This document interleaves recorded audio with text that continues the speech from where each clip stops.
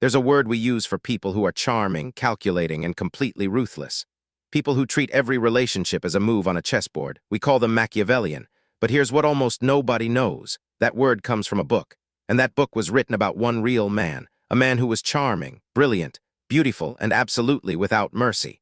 A man who climbed higher and faster than almost anyone of his time, by treating human beings as tools. So here's the question we're going to chase for the next few minutes. If you strip away all emotion, all loyalty, all conscience, and you treat every person as a piece to be used, can you win? And if you can, what happens to you in the end? This is the story of Cesare Borgia, the real prince behind the prince, and the answer to that question is not what you'd expect. Let's go back to Renaissance Italy, around 1475.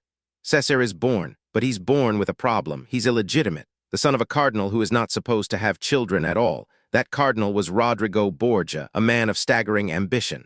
And in 1492, Rodrigo did something extraordinary. He bought the most powerful position in the Christian world. He bribed his way to becoming Pope, Pope Alexander VI. And suddenly, the illegitimate boy had the ultimate backer.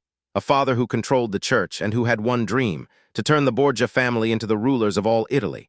Cesare was the weapon he would use to do it. Watch how fast they moved him. Bishop at 15, cardinal at 18.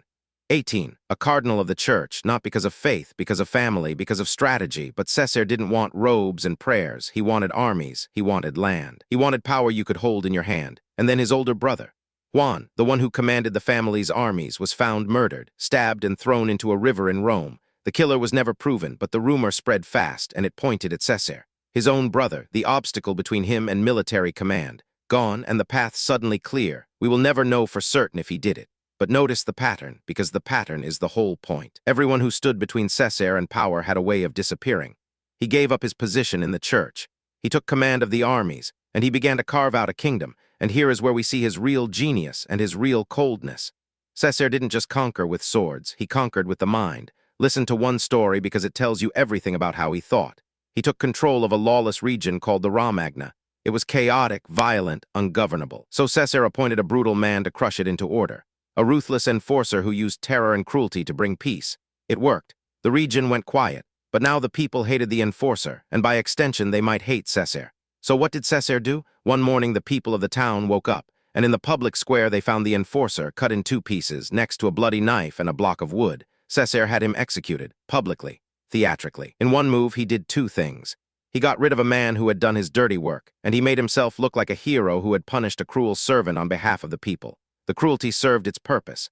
Then the cruelty was sacrificed to make Cesare look just. That is not rage, that is not madness. That is cold, calculated strategy, using a human being as a tool, and then discarding him the moment he became more useful dead than alive.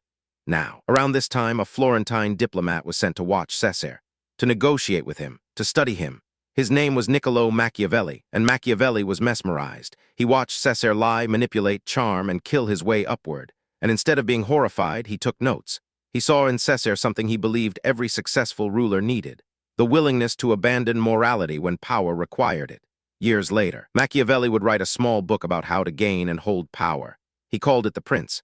And the model, the living example he held up again and again, was Cesare Borgia. That book gave us the word Machiavellian, which means exactly what Cesare was: cunning, manipulative, willing to do anything. So Cesare didn't just inspire the philosophy of ruthless power. He became its definition.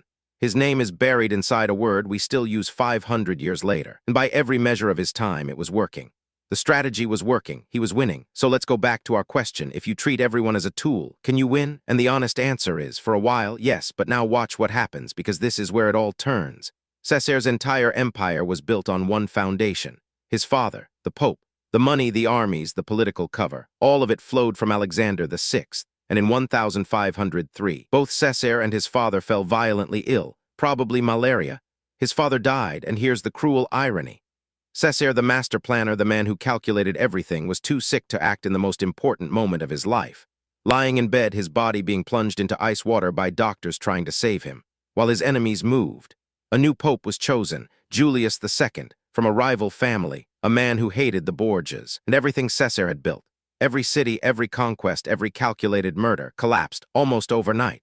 The man who had used everyone suddenly had no one, because here's the thing about treating people as tools. Tools don't love you. Tools don't stay loyal when you're weak. He had spent his life making sure no one had a genuine bond with him. So when his power vanished, there was no one left who cared whether he survived. He was arrested, imprisoned, he escaped. He became a soldier for hire in a foreign land, a nobody. And in 1507, in a minor skirmish outside a castle in Spain, Cesare Borgia chased a small group of retreating soldiers. Alone, they turned, they ambushed him, they killed him, stripped his body of its fine armor, and left him naked and bloody in the dirt. The man who inspired the prince, the definition of calculated power, died at 31, alone, forgotten, in a field that wasn't even his own. So let's bring it all the way back, in one line.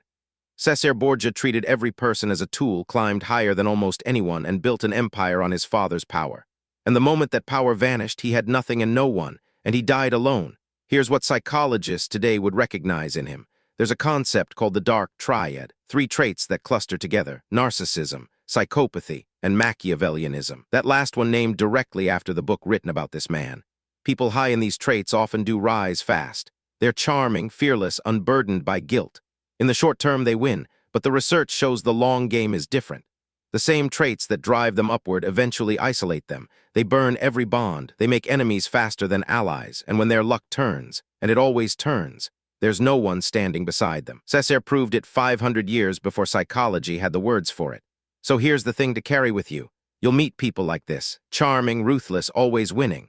And sometimes it'll feel like they have it figured out. Like maybe morality is just a weakness that holds the rest of us back. But watch them over a long enough time. The person who treats people as tools ends up surrounded by tools, and tools feel nothing when you fall. Real power, the kind that lasts, was never about using people. It was about being someone people would actually choose to stand beside, when you had nothing left to offer them. Cesare never learned that, and it killed him, alone in a field at 31.